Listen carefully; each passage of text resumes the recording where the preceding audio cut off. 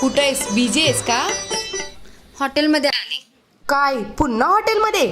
हिचं झालं सुरू. सारखी काय ग जेवायला जाते हॉटेलमध्ये? तुला माहितीये ना मला हॉटेलिंग किती आवडतं ते. तुलाच हॉटेलिंग आवडतं, मला नाही का आवडत? कॉलेजला असताना किती हॉटेलिंगला जायचो आपण. किती मजा करायचो आपण. अगं मला तर आत्ता पण कॉलेजला असल्यासारखं वाटतं.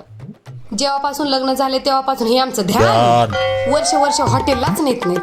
माझे मिस्टर तसे नाही तो. देवाच्या कृपेने मला इतके चांगले मिस्टर भेटलेत ना की मला आठवड्यातून 2-3 वेळेस हॉटेलमध्ये घेऊनच येतात. तुला किती हॉटेलचं टेस्टी टेस्टी खायला भेटतंय. मी खूप लकी आहे. तू कर एन्जॉय. हॉटेलिंग तर आमच्या नशिबातच नाही.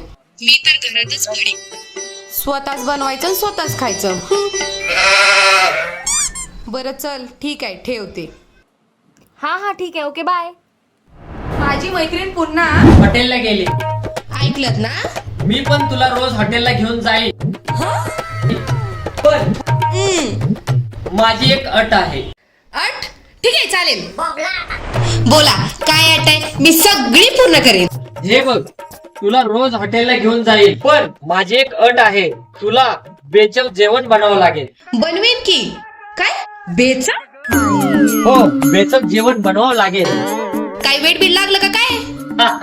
अगं तुझ्या हाताला इतकी चव आहे, हॉटेलला जायची काय गरज? माझे मित्र हॉटेलला बोलवतात पण मी जात नाही आणि मी कधीच जाणार नाही. जरी मी हॉटेलला गेलो तरी मी जेवत नाही, कारण तुझ्या हाताची चव इतकी आहे की जितकं कौतुक करेल तितकं कमी.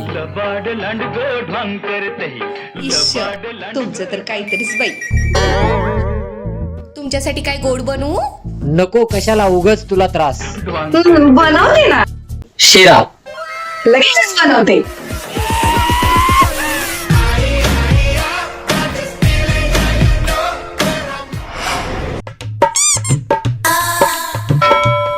कुणाचा फोन होता? माझ्या मैत्रिणीचा. मला तिच्यासाठी खूप वाईट वाटतो. तिचे मिस्टर इतके रूड आहेत ना की तिची एक पण इच्छा पूर्ण करत नाही. तुम्हाला माहितीये तिला हॉटेलला सुद्धा घेऊन जातात. वर्षानुवर्ष तिला घरातच ठेवतात. बिलकुल हॉटेलिंग करत नाहीत ते लोक. घरातच बनवायचं आणि घरातच खायचं. पण मी खूप लकी आहे की मला तुम्ही भेटलात. तुम्ही मला सारखं हॉटेलला घेऊन तुम्हाला खूप आवडतं. I am so lucky. बिचारीला ना आपल्यासारखं हॉटेलमधलं टेस्टी टेस्टी खायला भेटतच नाही. हा तसं नाहीये ग, ते घरातच टेस्टी खात असतील.